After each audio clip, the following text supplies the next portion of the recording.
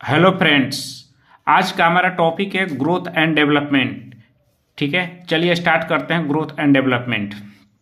देखिए, ग्रोथ जो होता है ना, तो साइज में इंक्रीज होता है, नंबर में इंक्रीज होता है और यह क्वांटिटेटिव मेजरमेंट होता है। ठीक है, तो सेल में इंक्रीज होगा। तो growth is a multiplication of cell, increase in size and increase in number and a quantitative a measurement. ठीक है, जैसे कि हाइट को ले लीजिए, वेट को ले लीजिए। तो अगर हाइट आपका बढ़ता है तो ये क्या है, साइज में इंक्रीज हो रहा है। ठीक है, वेट बढ़ता है ए भी। ठीक है, तो साइज में इंक्रीज होना, नंबर में इंक्रीज होना, ये सब ग्रोथ होता है। और जो डेवलपमेंट होता है, तो डेवलपमेंट जो होता है क्वालिटेटिव डेवलपमेंट होता है। ठीक है, ग्रोथ कैसा होता है, क्वालिटेटिव डेवलपमेंट, मतलब क्वालिटेटिव मेजरमेंट ही होता है। इसको मेजर नहीं कर सकते हैं, सिर्फ क्वालिटेटिव डेवलपमेंट होता है। ठीक है, मैच्योरेशन ऑफ फंक्शन। ठीक, जैसे में देखिए क्वालिटेटिव मतलब इसकी तारीफ कर सकते हैं मगर इसे नाप नहीं सकते हैं। ठीक है, तो ये मेजरमेंट नहीं होता है, सिर्फ इसको हम लोग क्वालिटेटिव होता है, मतलब तारीफ कर सकते हैं। जैसे देखिए फिजिकल फंक्शन बच्चे का डेवलप हो रहा है। ठीक है, तो डेवलपमेंट को कैसे बोलेंगे, फिजिकल फंक्शन बच्चे का डेवलप होता है, मतलब maturation of function that is development. ठीक है, तो जैसे देखिए कि फिजिकल फंक्शन बच्चे का डेवलप हो रहा है, तब वो पहले बच्चे क्या करता है, स्टार्टिंग में बच्चे क्या करता है, पहले सीट करता है, ठीक, बैठता है, इसके बाद वो धीरे धीरे खड़ा होता है, तब वो चलता है, तब वो दौड़ता है। तो क्या हो रहा है, मतलब धीरे धीरे बच्चे पहले बैठा, इसके बाद खड़ा हुआ, फिर चला, इसके बाद दौड़ा। ठीक है, तो ये सब कैसा हुआ, डेवलपमेंट इसको बोलेंगे। ठीक है, पहले बच्चा क्विंग क्विंग बोलेगा, इसके बाद देखिए बच्चा क्या करेगा, मोनोसिलेबस मतलब बा बा बोलेगा, इसके बाद बाई सिलेबस मतलब बाबा मामा इसे बोलेगा, इसके बाद वर्ड्स बोलेगा, नहीं पानी चाहिए चाहे कुछ भी चाहिए। ठीक है, तो पहले मोनो सिलेबस, बाई सिलेबस, इसके बाद कोई वर्ड, इसके बाद कोई सेंटेंस बोलता है। ठीक है, maturation of body function is known as development. ठीक है, maturation of body function is known as development. और मेंटल डेवलपमेंट, जैसे कि देखिए मेंटल डेवलपमेंट, ठीक है, मेंटल एबिलिटी, स्किल, लर्निंग, मतलब ये सब डेवलपमेंट होता है। जैसे ग्रॉस मोटर में देखिए, जैसे ग्रॉस मोटर में तो चलना, भागना, दौड़ना, फाइन मोटर में पेन पकड़ना, लिखना, सर्कल बनाना, ये सब फाइन मोटर में आता है। लैंग्वेज बोलता है, मोनोसिलेबस, बाई सिलेबस, सोशल मतलब मेंटल डेवलपमेंट होगा। ठीक है, शेयरिंग करेगा, कहाँ पर टॉयलेट करना है, कहाँ पर नहीं करना है, ये सब सोशल डेवलपमेंट होगा। ठीक है, तो ग्रोथ एंड डेवलपमेंट में अंतर समझ में आया। ग्रोथ क्या होता है, increase in size, increase in number, और क्वांटिटेटिव डेवलपमेंट होता है। जबकि डेवलपमेंट होता है मैच्योरेशन ऑफ फंक्शन होता है।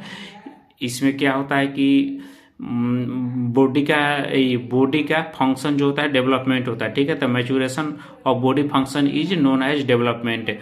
और मेंटल डेवलपमेंट इसमें आता है, मेंटल एबिलिटी, स्किल, बच्चा लर्निंग करता है, ग्रॉस मोटर में चलना, भागना, दौड़ना। ठीक है, अब देखिए factors affecting growth and development. Growth और डेवलपमेंट को कौन कौन फैक्टर अफेक्ट करते हैं। जब बच्चा माँ के ओम में रहेगा, ठीक है, तो एंटीनेटल मतलब उसी को ना एंटीनेटल कब बोलते हैं, जब बच्चा माँ के पेट में रहता है। तो देखिए मैटरनल न्यूट्रिशन, माँ दुबली है, पतली है, माल न्यूट्रिएंट है, ठीक है, इस पे डिपेंड करता है कि बच्चे का ग्रोथ एंड डेवलपमेंट कैसा होगा। ठीक है, माँ कहीं स्मोकिंग तो नहीं कर रही है, अल्कोहल तो नहीं पी रही है, उस पर भी डिपेंड करता है कि बच्चे का ग्रोथ एंड डेवलपमेंट कैसा होगा।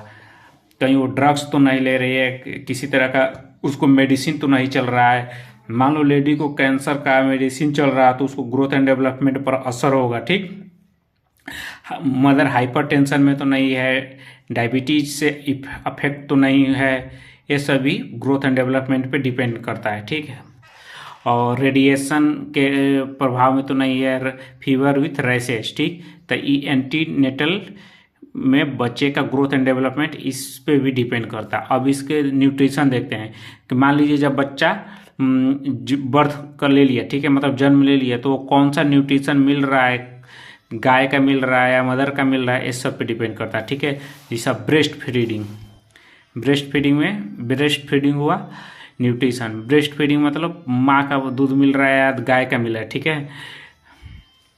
जब बच्चा बड़ा हो रहा है तो क्या मिल रहा है क्या नहीं मिल रहा है, ये सभी डिपेंड करता है। प्रोटीन, फैट, कार्बोहाइड्रेट्स एडिक्वेट मिल रहा है कि नहीं मिल रहा है।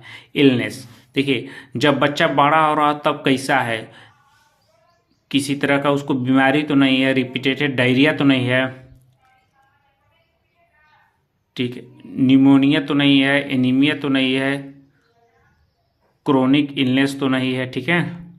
देखिए रिपीटेटेड डायरिया, अगर बच्चा बार बार डायरिया होते रहेगा तो उसके ग्रोथ एंड डेवलपमेंट पर सीधा असर पड़ेगा। वो छोटे बच्चों में निमोनिया होता है, ठीक है, तो निमोनिया अगर बच्चे का हुआ रहेगा तो उसमें भी ग्रोथ एंड डेवलपमेंट में ज़्यादा काफ़ी असर पड़ेगा। उसी तरह एनीमिया, एनीमिया में भी अगर होगा तो ये भी सीधे आरबीसी मतलब ब्लड से रिलेटेड रहता है, इस पर भी ग्रोथ एंड डेवलपमेंट पे असर पड़ेगा। क्रोनिक इलनेस मतलब लंबे समय से बच्चा बीमार तो नहीं, जैसे मान लीजिए कि किडनी खराब रहता है, दिल में छेद रहता है, ठीक है, तो उसके वजह से भी ग्रोथ एंड डेवलपमेंट पर काफ़ी असर पड़ता है। इसके बाद होता है साइकोलॉजिकल फैक्टर, ठीक है। साइकोलॉजिकल फैक्टर में देखिए कि मदर चाइल्ड का बॉन्ड कैसा है, माँ को बच्चे के साथ बॉन्ड कैसा है, सौतेलापन तो नहीं है, फैमिली में झगड़ा उगड़ा तो नहीं है, तो फैमिली इन्वायरमेंट भी डिपेंड करता है, ठीक है। चाइल्ड एब्यूज, बच्चा चाइल्ड एब्यूज तो नहीं है, ठीक है। इसके बाद social and economic factor depend करता है, ठीक है। पॉवर्टी, मान लीजिए माँ को पता है कि सब कुछ अपने बच्चे को खिलाना है, ठीक है, लेकिन उसके पास पैसे ही नहीं है तो खिलाएगी क्या, तो इस पे भी डिपेंड करता है कि उसके गरीबी है, मतलब सोशल एंड इकोनॉमिक में ये भी डिपेंड करता है। और इसी में एक सोशल कल्चरल प्रैक्टिस भी आता है, जैसे कि शहद चटाना, फर्स्ट मिल्क, कोलेस्ट्रम जो होता है उसको बहुत से जगहों पर डिस्कार्ड कर दिया जाता है, ठीक है। तो ये सब कल्चर मतलब सोशल में भी आता है, ठीक है, सोशल कल्चर में। इसके बाद जेनेटिक्स, अगर माँ बाप छोटे होंगे तो बेटा भी बौना होगा, तो ये जेनेटिक्स पे भी डिपेंड करता है, ठीक है। इसके बाद देखिए पीरियड ऑफ ग्रोथ देखते हैं। Period of growth, prenatal, prenatal कब बोलेंगे, प्रीनेटल जब बच्चा पेट में हो, ठीक है, तो प्रीनेटल पीरियड उसको बोलते हैं। 0 से 2 वीक रहेगा तो उसको जाइगोट बोलेंगे, ओवम नहीं बोलेंगे, ठीक, जाइगोट बोलते हैं, ठीक है। 3 से 8 वीक जब होता है तो उसको इम्ब्रियो बोलते हैं, क्या बोलते हैं, इम्ब्रियोज। 3 से 8 वीक तक, 3 to 8 वीक इम्ब्रियो बोलेंगे, और 9 वीक से लेके जब तक बच्चे का जन्म नहीं होगा तब तक उसको क्या बोलेंगे, फीटस बोलेंगे, ठीक है।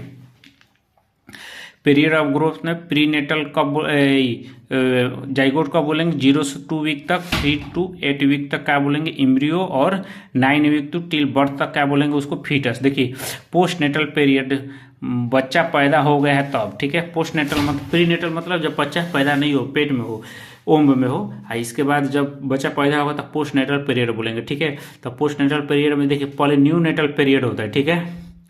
न्यू नेटल पीरियड पहले 28 दिन के बच्चे को क्या बोलते हैं, न्यू नेटल, ठीक है। तो first 28 days of life that is called neonatal period, ठीक है। तो इसमें भी 2 होता है, अर्ली न्यू नेटल और late neonatal. Early neonatal होता है 0 से 7 दिन तक, और 8 से 28 दिन तक लेट न्यू नेटल बोलते हैं, ठीक है। अर्ली न्यू नेटल का बोलेंगे 0 to 7 डेज। इसके बाद होता है इन्फेंसी, क्या होता है, इन्फेंसी। देखिए जब बच्चा 1 साल का होता है तब उसको, उस एज को क्या बोलते हैं, infancy. Till birth, till 1 year या अप टू 1 ईयर या वो फर्स्ट ईयर ऑफ लाइफ, सबको क्या बोलेंगे हम लोग, इन्फेंसी। टोडलर किसको बोलते हैं, 1 से 3 साल तक उम्र को क्या बोलते हैं, टोडलर, ठीक है। प्री स्कूल, प्री स्कूल का बोलेंगे 3 से 6 साल के बच्चे को क्या बोलते हैं, प्री स्कूल। अब देखिए स्कूल गोइंग, 6 बरस का जब बच्चा हो जाता है तब उसको फर्स्ट क्लास में यानी पहला क्लास में एडमिशन कराया जाता है, तो इसी से याद कर लीजिएगा स्कूल गोइंग। स्कूल गोइंग कब से होता है, 6 से 12 साल। देखिए एडोलसेंस, ठीक है, एडोलसेंस ये 10 से 19 ईयर होता है अकॉर्डिंग टू WHO के अकॉर्डिंग। एडोलसेंस कब से कब होता है, 10 से 19 ईयर तक, ठीक है, यानी 10 to 19 ईयर। देखिए इसमें भी 3 होता है, अर्ली एडोलसेंस, मिडिल और लेट एडोलसेंस। देखिए अर्ली एडोलसेंस में 10 से 13 साल को हम लोग क्या बोलेंगे, अर्ली एडोलसेंस। मिडिल एडोलसेंस 14 से 16 ईयर वाले को मिडिल एडोलसेंस, और लेट एडोलसेंस 17 से 19 ईयर वाले को बोलेंगे, ठीक है। इसके बाद होता है प्यूबर्टी। देखिए प्यूबर्टी स्टेज एज कब आता है, गर्ल्स में 8 से 13 ईयर्स तक उसको प्यूबर्टी बोला जाता है, बॉयज में 9 से 14, ठीक है, यानी 8 से 13 ईयर्स प्यूबर्टी, अब बॉयज में 9 to 14 ईयर्स, ठीक है। अब देखिए, अगर 8 बरस से पहले किसी में प्यूबर्टी आ जाता है गर्ल्स में, बॉयज में 9 बरस से पहले किसी में प्यूबर्टी आ जाता है तो उसको बोलते हैं प्रीकोशियस प्यूबर्टी। क्या बोलेंगे? प्रीकोशियस प्यूबर्टी, ठीक है। प्रीकोशियस प्यूबर्टी मतलब टाइम से पहले ही प्यूबर्टी का आना, that is called precocious puberty. Girls में कब आएगा? 8 साल से पहले, और बॉयज में कब आएगा? 9 साल से पहले आएगा, ठीक है। इसके बाद देखिए डिले प्यूबर्टी कब बोलेंगे? 13 साल से ज़्यादा उम्र के बाद अगर प्यूबर्टी आता है तो डिले प्यूबर्टी वो गर्ल्स में, अब बॉयज में 14 ईयर, ठीक है। अब देखिए पेरीनेटल पीरियड, देखिए ये जो आंकड़ा है ना रिसेंट आंकड़ा है और ये WHO का आंकड़ा है, ठीक है। कुछ बुक में आपको अलग दिया रहता है 28 वीक, तो 28 वीक पुराना डाटा है और रिसेंट का जो डाटा है 22 वीक, ठीक है।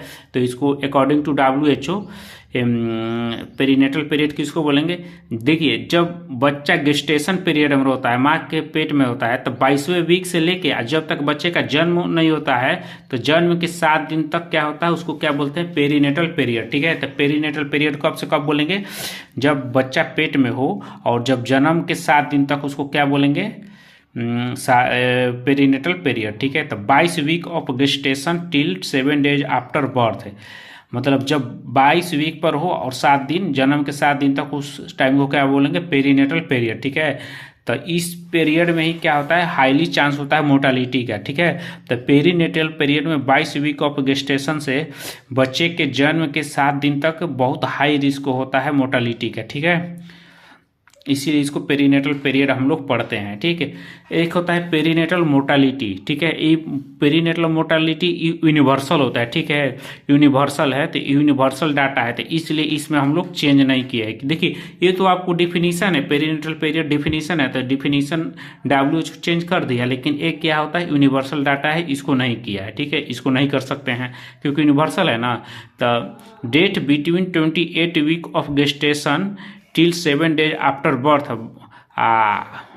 मतलब नीचे क्या लिखेंगे हम लोग? टोटल नंबर ऑफ बर्थ, मतलब 28 से 7 दिन तक जितना बच्चा जन्म लिया है, ठीक है, जितने बच्चे का डेथ हुआ है 28 वीक से लेके 7 डेज तक, अपॉन में जितना बच्चा जन्म लिया है इंटू 1000 कर देंगे तो क्या निकल जाएगा मेरे पास? पेरीनेटल पीरियड, ठीक है। तो पेरीनेटल पीरियड कैसे होता है? That between 28 weeks of gestation till 7 days after birth है, अपॉन में total number of birth into 1000, ठीक है।